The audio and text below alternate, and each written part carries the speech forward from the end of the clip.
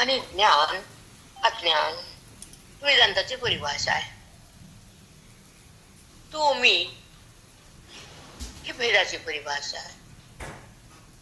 जगत आणि जीव हे जे दोन दिसत ते नसतं. जगत दृश्य आणि त्या जगतामध्ये आपण जीवात्मा. काय येतो जगतामध्ये? जन्म काय येतो? जीव असून जीवात्मा असून जीव भाव का तयार होतो? प्रत्यक्ष परमात्म्याचा स्पर्श भोगणं सोडून देहाचा स्पर्श का आवडतो? जे मरणारे ते का वाटतं? जे अमर आहे ते नाही का वाटतं? हे जे नाना प्रश्न उद्भूत होतात हृदयात त्याचं उत्तर वेदांत देतो. बाकी कोणी देऊ शकत नाही. इंद्र चंद्र देव ब्रह्मादि करुणी संशयाची श्रेणी छेदितीना. हा अभंग आहे तुकोबांचा. इंद्र चंद्र देव ब्रह्मादि करुणी हे विघ्नते तिने. ब्रह्मादि म्हणजे ब्रह्मा विष्णू महेश. ब्रह्मादि तिन्ही देव. इंद्र चंद्र देव ब्रह्मादि करुणी संशयाची श्रेणी छेदितीना. ज्या बुद्धीला मी देह का, मी भगवंत, मी ब्रह्म का, मी आत्मा, मी जीव का, मी शिव हे संशय नाना पडतात, जेव्हा वेदांताकडे बुद्धी येते, श्रवणामध्ये लुप्त होती, स्वतःच्या ओळखीची एक स्थान एक क्षण येतो तो सत्संग. आपल्याला विसरायचं ते जगत, आपल्याला ओळखायचं ते सत्संग आणि आपल्या रूपाची प्राप्ती करायची ते मोक्ष. समजते का बोलणं? पासून दुरावला का? जीवात्मा म्हणजे अंतःकरणामध्ये असलेला अहंभाव. ज्या वृत्तीमध्ये अहम अहम मी देह माझं घर, माझं पोरग, माझं लेकरू, माझा व्यवहार, मी कर्म करता, कर्माचा करता व्हावं का कर्माला सोडता यावं का कर्माचं फळ टाकता यावं का कर्माचा बाद करता यावा हे कुणी शिकवावं तर संतांना. कुठून घ्यावं तर ग्रंथातून. हे टप्प्याटप्प्याने जावं लागतं ईश्वराकडं. करता पुन्हा भोगता व्हावं लागतं. जिथं करता नाही तिथं भोगताच नाही. जिथं हात भरवला नाही धुवायचं काम नाही. खरकटा हात गेला, हात धुतला. कडचीनं पापड घेतला, हात धुवायचं काम नाही. कडची भरली कडची, हात नाही भरत. तसा ज्ञानाचा अंतःकरण नाही भरत कडची मध्ये ज्ञानाची. बरोबर आहे. मग अंतःकरणाचा संबंध जेव्हा भगवंताशी सतत असतो तो ब्रह्मवेत्ता. तो परमात्म्याशी एकरस असतो, कर्मातून अलग असतो, व्यवहार बाधित असतो, जगत मावळलेलं असतं, अज्ञान भस्म असतं, परमात्मा स्पष्ट असतो आणि बुद्धी ब्रह्मामध्ये प्रविष्ट असते. तेव्हा व्यवहार बाधा करीत नाही, विकार देहाला धरत नाही, विकार वरती शिरत नाही, अहंकार उठत नाही आणि संताचा बोध हृदयातून हटत नाही. तो ब्रह्मवेत्ता, तो जीवात्मा परमात्मा झाला. त्याच्या बुद्धीचा संगम ईश्वराशी केला. तो शांत महात्मा झाला. वेदाचा त्याला प्रसाद आला आणि जीवनमुक्तीचा संगम झाला. वेदाने चमत्कार केला, बुद्धीमध्ये साक्षात्कार झाला, आत्मत्वाचा स्पर्श झाला आणि त्या ठिकाणी अंतरात्मा पांडुरंग प्रत्यक्ष आपल्या बुद्धीसोबत तदाकार झाला. एक रस म्हणते त्याला. कळालं? पूर्ती म्हणतात त्याला. अंतून अंतःकरण विभान होत इथं. त्या भगवंताला ते एकरूप असतं, व्यवहारातून भिन्न असतं, ते परमेश्वराशी अभिन्न असतं, स्वरूपामध्ये तल्लीन असतं आणि ईश्वराचा स्पर्श असतो, ज्ञानाचा उत्कर्ष असतो. तो महात्मा त्या तत्वाशी अभिन्न असतो. म्हणून तर तो जगताच्या बाधानंतर स्वरूपाशी अभेदात्मक राहतो. एक रूप म्हणतात त्याला. अभेद काय सांगा तुम्हाला? कोणती कोणती भाषा पटवून द्यावी?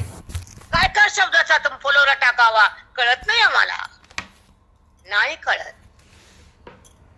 समुद्र पाहायला काल 2.5 तास प्रवास झाला बोटीतून, तर त्याची लांबी रुंदी बघत होते आणि थक्क होत होते. आणि तो समुद्र मला, आमच्या बाजूचा समुद्र आमच्या अंगावर हेलगावे खात होता. हे असे तरंग असे वरी उंच जायचे आणि आम्हाला भिजवायचे. तो नजारा होता. आज सकाळी विचारा मॅडमला, फक्त पान बॅग ठेवली, मैया बाजूला काढली, तर मॅडमनं सजवली, तिला सगळं नटवलं, हार घातले. अशा 2 वस्तू आहेत चिरंजीव. तुम्हाला बाकीचं माहित तर आता ती नर्मदा मैया, ती राहते शिल्लक, प्रलयात पण जात नाही. जुग जुग मे जुग जुग तुम्हारी आरती होंगी, त्याच्या आरती सांगितलेले. आता रोज मी आरती घेते, मला काहीच माहित नव्हतं. समुद्रासोबत लग्न झालं तिचं, ती जागा तिथे साडी आहेर करते, ब्राह्मण सांगते, तिथं दोघांचा संगम होतो. दुपारी 12 वाजता तिला भेटायला समुद्र येतो. 12च्या आधी पाणी प्यायचं आणि 12 नंतर पाणी प्यायचं तर खारं लागतं, आणि 12च्या आधी पाणी पिलं गोड लागतं. त्याच्या खाली, पाण्याच्या खाली शिड्या येतात, खाली 15-20 पायऱ्या येतात. त्या पायऱ्याहून जात जात जात खालच्या पायरी जाऊन बसून स्नान केलं, ते होतं नीलकंठेश्वर. त्या नीलकंठेश्वरावर समुद्राचे मिलन होतं, कुबरेश्वर. त्याच्या वाटेतील बाजूला कुबरेश्वर. कुबरी झालं घेऊन कृष्ण पळाले आणि लपून बसले डोंगरात. ते मंदिर आहे रणछोड काना, त्याच्या बाजूला मंदिर आहे. ते तपस्या केली ऋषीनं, मी माहित आहे बाबा. अफाट कथा आहेत, अफाट मंदिर आहेत, सगळे महादेवच आहेत, सगळे स्वयंभूच आहेत. त्या महादेवानं बोलवलं, त्याच्या बाजूला त्यांची अमर कथा सांगितली. शंकर म्हणजे अमर आहेत ना, शंकर. जिथं वासनेचा शंकर नाही, स्मशानात वस्ती त्यांची. भोले बाबा महादेव, त्याचं नावच महा आहे. सांगा बरं कोणत्या देवाला महा नाव आहे? आई विष्णूला. म्हणून त्या शंकरानं अवतार घेऊन शंकरी विद्या म्हणजे ब्रह्मज्ञानाचा विस्तार जगात आणला. शंकरानंच अवतार घेतला शंकराचार्यांचा, आणि त्यांना शंकरी विद्या हे ब्रह्मज्ञान प्रस्थापित केलं. 4 दिशेला 4 शंकराचार्य व्यासपीठ उभा केले. असं सांगायला गेलं तर खूप काही निघतंय, पण शॉर्टकट मध्ये बोलते मी. सगळं सांगू तर माझा विषय लांब जातो, विषयांतर होतं. तर रणछोड काना बघितले, तिथे उभा टाकलेले, मस्त सुंदर मूर्ती होती. आणि मला बोलायची मला सवय माहिती. मी म्हणे काना काही इधर, ये तो मंदिर महादेव के सब यहाँ, इधर काना कैसे आ गए, काना क्यों? तो वो बोले रणछोड ये भागने का ठिकाणे, ये जंगल में आहे. कारण द्वारकेमध्ये कृष्ण परमात्म्याचं वर्ष तुम्हाला सांगितलं 112 का 120 बाबाला, आता आकडा विसरला मी. राज्य केलं. मग इकडे युद्ध, कुणाला पराभव, काय सगळं त्याचा खेळ तर तुम्हाला माहिती की हो. द्वारका कुठे? द्वारका इथं इथं म्हणजे कुठं? हे काय सांगा बरं, इकडे भाग कोणता आहे? गुजरात का? पाण्यात द्वारका, कन्हैयासारखा देव नाही. कसं ते सार खेळताना वेगळाच वागला, रांगताना कसं केलं, रांगत होत तेव्हा काय काय केलं तुम्हाला माहितीये का? मी भागवत सांगायला बसले का इथं? तुम्हाला पाठ आहे भागवत? जन्मला तेव्हा त्यानं काय काय केलं बाबा बाबा. गुपले वेडे लावले, बायका तुझ्याकडे जुळले, पळू पळू पळू पळू पळू पळू. भरलेले हांडे वतायचे, म्हणायचं चाललो यमुनाला पाण्याला. घागरी भरलेले वतायच्या आणि त्याला बघायला जायचं, कारण तेव्हा धाक होता. कुठं चालले? पाण्याला, यमुनेला बघायचं कृष्णाला. मग त्या गवळणी कोण होत्या? श्रुती माता. त्या गवळणी काय तुमसारख्या आमसारख्या होत्या काय? कर्मानं जन्म घेतलेल्या नाही. भगवंताचं प्रेम लुटण्यासाठी आम्हाला जन्म द्या म्हणून श्रुतीने वंदन केलं भगवंताला, आणि त्या श्रुती बनल्या गवळणी. पेंड्या, वाकड्या, सुदामा हे सगळे त्याचे मित्र, हे सगळे आले तिथं भगवंताचं प्रेम घ्यायला. लहानपणी तसं, पुन्हा गुराखी म्हणून रानामध्ये गाईच्या माग गेली तिथं तसं, आणि पुन्हा मग कसं तर सगळं माहिती तुम्हाला. रासलीला, राधा संग प्रेम, पुन्हा तर सगळं भागवत वाचा. मी काय सांगू, मला तर भागवत येतच नाही. मला ज्ञानेश्वरी थोडीफार येते. म्हणून तो कृष्ण काना कसा आहे, मी म्हणलं इथं काना कस काय आला? इथं सगळे महादेव महादेव महादेव महादेव, नर्मदा आणि महादेव दोघं एकत्र आहेत ना. कारण नर्मदेची पूजा करताना महादेव मानलाच पाहिजे. मी बघितले दोघांची पूजा, मला आधी काही माहित नव्हतं. आपलं मांडली, पूजा केली, आरती यो यो यो मॅडम काढून दिली. हा बरं आहे म्हटलं. मग तिथे घेतला, तिथं मांडला. पूजा महादेवाची, आधी गणपतीची, महादेवाची, मग नर्मदेची, मग पूर्ण पूजा. कळाला का? 3 पूजा. तिकडे गणपती, तिथे पोरग, ती नर्मदा, कुटुंब एकत्र आणलं, मग पूजा. काहीच माहित नव्हतं बाप्पा. काय करून घ्यायला देव, खरंच त्याच्यावर सोडून द्यावा भार आपला. चला आपला विषय ज्ञानेश्वरी मध्ये काय सांगितलं माऊलीनं? दैवी संपत्ती तुला माया कल्याण करण्यासाठी आहे आणि आसुरी संपत्ती नरकाकडे जाण्यासाठी आहे. जेव्हा मनातून क्रोध उत्पन्न होतो, समोरच्याचा द्वेष येतो, तर माग अज्ञान कायम असतं, वृत्तीमध्ये गुण असतात आणि बुद्धीमध्ये पाप जमा होतं. तेव्हा क्रोध होतो आणि मन उसळ्या मारतं, वृत्तीमध्ये विकार येतो आणि भगवंताचा जो संबंध आहे तो संपतो आणि जगताचा संबंध सुरू होतो. त्याला भेद नाव येतं. पाप येतं, मनामध्ये विकार उठतात, मन उसळ्या मारतं, क्रोध करतं आणि परमात्म्याचा दुरावा तयार होतो. त्यालाच भेद म्हणतात. वृत्तीमध्ये गुणाचा आविर्भाव तयार होतो आणि जो जो तो गुण आहे तसा व्यवहार सुरू होतो. जेव्हा क्रोध असतो तर गुण माग फार खराब असतो आणि त्या गुणाचा नायनाट करण्यासाठी आणि गुणातून बाहेर येण्यासाठी वेदाचं ज्ञान जेव्हा वृत्तीमध्ये प्रवाहित होतं, संतांचा संग होतो, बोधाचा अंग येतं आणि ज्ञानाची गंगा आत जाती, तेव्हा देहातून मुक्ती बुद्धीची होती आणि ती परमात्म्याच्या सोबत जाती आणि गुणाला ती बाजूला ठेवती आणि परमात्म्याच्या संगतीला संग धरती. तेव्हा त्या बुद्धीची उन्नती होती, अंतःकरणाची परमस्थिती आणि ज्ञानाची उन्नती आणि ईश्वराची प्रतीती, त्याला म्हणतात अभेदाची स्थिती. पण हे आपलं होत नाही, म्हणून तुम्हाला मी सांगितली भेदाची स्थिती. उत्पत्ती सहज होत असते, पाण्यावर लहरी सहज असतात, वाऱ्याची हालचाल ऑटोमॅटिक असते आणि प्रकृतीमध्ये 3 गुणाची उत्पत्ती ईश्वराच्या संगतीनं आपोआप होत असते. मग त्या गुणाला टाकण्यासाठी ज्ञान घ्यावं लागतं, गुणाला संपवण्यासाठी ब्रह्मवेत्ता व्हावं लागतं आणि अभेदात राहण्यासाठी वेदातून निघावं लागतं आणि गीतेचा अभ्यास करून ओवीकडे यावं लागतं. ओवीचं दर्शन घेण्यासाठी, ओवीचा लाभ घेण्यासाठी संताला शरण द्यावं लागतं आणि संतांच्या आशीर्वादातून मनाला मुक्त करण्यासाठी, अद्वैताचं ज्ञान भोगण्यासाठी, देहभाव फेकून देण्यासाठी अंतरंगात राहावं लागतं आणि ईश्वराचे सानिध्य प्राप्त करण्यासाठी आपल्याला कर्माला जळून टाकावं लागतं. मग ते कर्म पापाचं असो या पुण्याचा असो, कर्माच्या साठ्याला आग लागल्याशिवाय आपण मन भगवंताकडे जात नाही आणि जोपर्यंत कर्म तुमचं संपत नाही तोपर्यंत तुमचे जन्म मरण थांबत नाहीत. आणि कर्माला टाकण्यासाठी सत्संग करण्याची नितांत गरज आहे. श्वास बंद होईस तर कर्म आपण सत्संग टाकू नये. कोणताच परमार्थ श्रेष्ठ नाही सत्संगासारखा. अनुभवून बोलायले तुम्हाला, अनुभव सांगायले काय कष्ट येत आणि काय यातना ह्या फिरण्यात मलाच माहिती. थोडी यातना नाहीत, न झोप, न खाणं, न पेणं, कुछ नाही. पण हे पण गरजेचं असतं, हे पण गरजेचं आहे. जेव्हा मुलाला बाप कमाई करून देतो कष्ट, पण हातात काहीच येत नाही पण करावंच लागतं, तीच कंडिशन आहे. Same to same. येत नाही, बाप राबतो, पोरग बसून खातो, पर्याय नसतो. तसं हे करावंच लागतं, पर्याय नसतो. बहिरंग आणि त्यातून अंतरंगात जाता येतं, मन बहिरंगाला स्थान आहे. नाहीतर ना हे केल्याशिवाय अंतरंगात जाताच येत नाही. कारण अंतःकरण जेव्हा मलिन असतं, अंतःकरणात जेव्हा अभिमान असतो, अंतःकरणात गुणाचा प्रवेश असतो, अंतःकरण जगाला ओळखत असतं, तेव्हा त्याला बहिरंगानं धुवावंच लागतं. लोक आले का?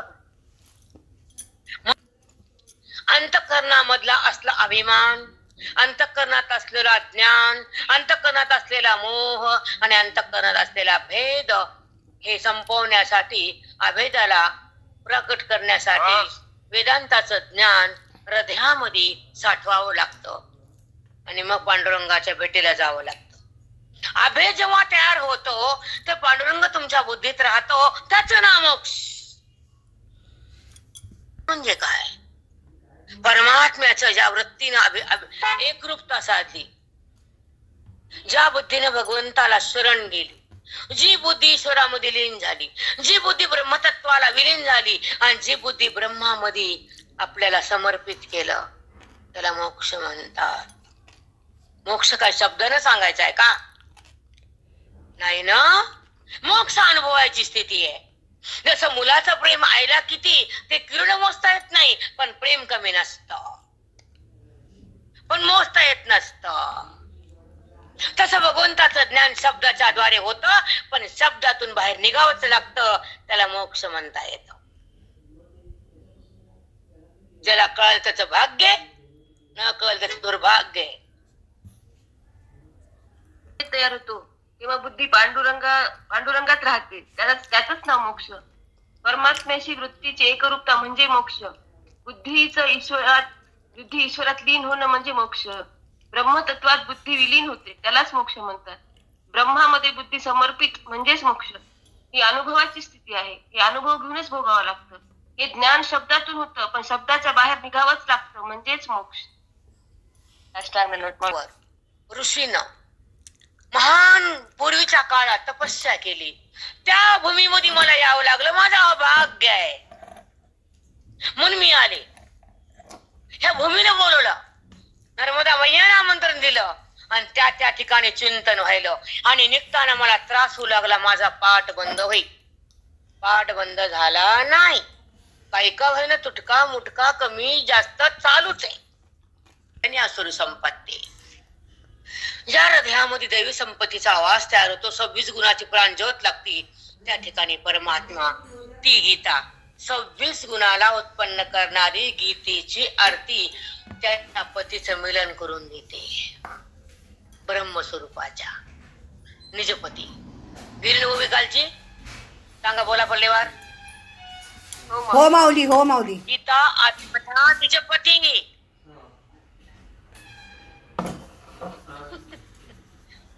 26 ज्योती, 26 गुण ज्योती, बरोबर आहे ना. या 26 गुणाची दैवी संपत्ती ज्या अंतःकरणामध्ये गीतेच्या बोधातून जेव्हा प्रगट होती, तेव्हा ती गीतेची आरती ओवाळून ती आपल्या पतीचं मिलन भोगती. एक सांगते आता, सर्वसाधारण बायकाचा नियम, जेव्हा आपण क्रोधानं कुणावर भडकतो तर आपला त्या ठिकाणी गुन्हा ठरतो. आपला अभ्यास, आपली तपस्या ही भंग पावते. आपलं हृदय क्रूर बनत, कारण आपण सतत गुणात राहतो. मग भगवंताच्या गुणात येत आपण. पल्लीवार बाई म्यूट काढा. असती तर वृत्ती ठप्प होती. निर्व्यवहार करताना निर्व्यवहार असती. व्यवहार माझा नाही. व्यवहार होताना जे कार्य होतं, जे शब्द येतात, ते शब्द टच होतात आणि निघून जातात, तिथं बसत नाहीत. त्या शब्दाचा परिणाम होत नाही आणि शब्दाचा काहीही मन ते शब्द मनात राहत नाहीत. निर्व्यवहार, व्यवहार करताना व्यवहार माझा नाही. मग कुणाचा आहे बाप्पा? गुणाचा आहे. गुण कुणाचे? प्रकृतीचेच. प्रकृती कुणाची? त्यानं केली आहे आणि त्या प्रकृतीचा आणि परमात्म्याचा संबंध आहे.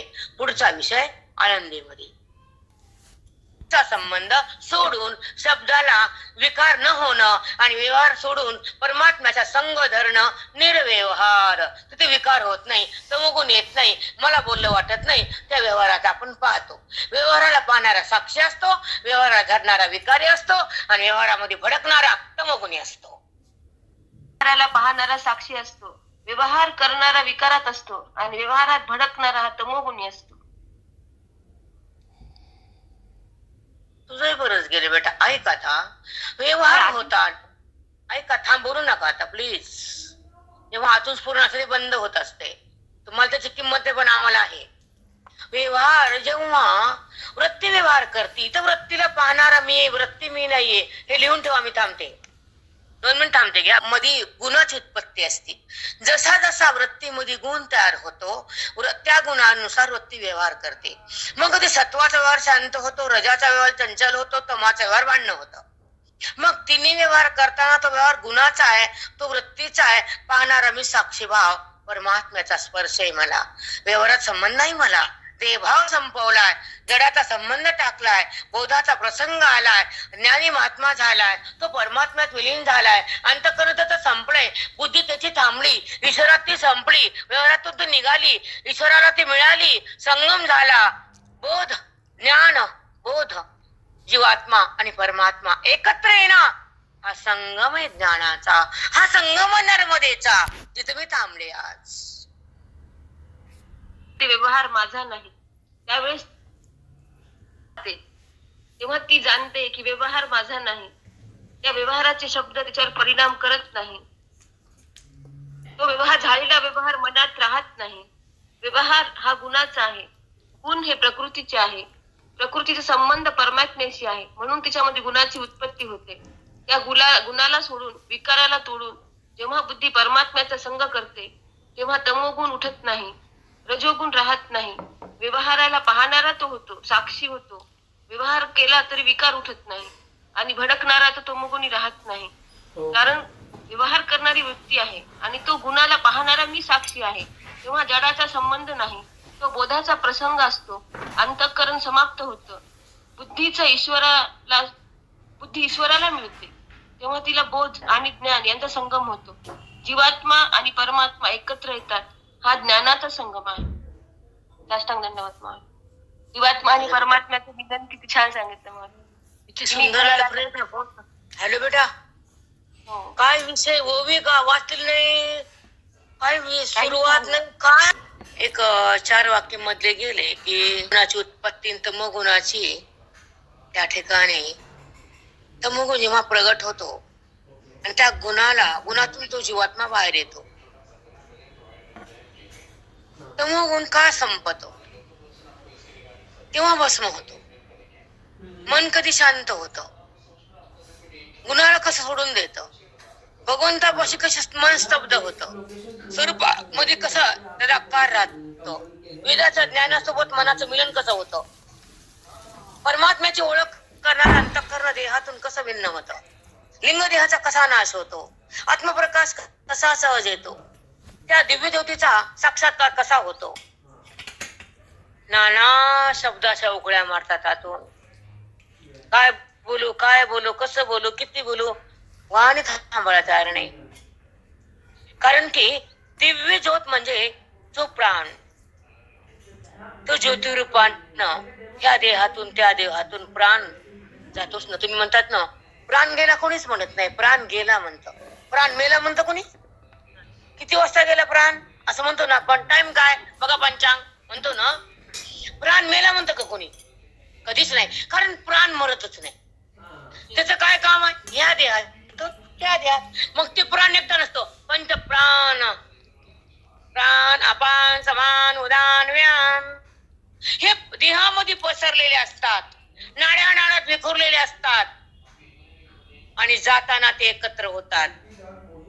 पण जेव्हा जे प्राण ब्रह्मस्वरूपात विलीन होतात, ते ज्ञान मार्गानं, वेदाच्या शक्तीनं, हृदयाच्या भक्तीनं, संताच्या कृपेनं, गीतेच्या बोधानं तो प्राण प्रणव होतो, तर तो ह्या देहातच लुब्ध होतो. तो कसा होतो? तो आनंदीला.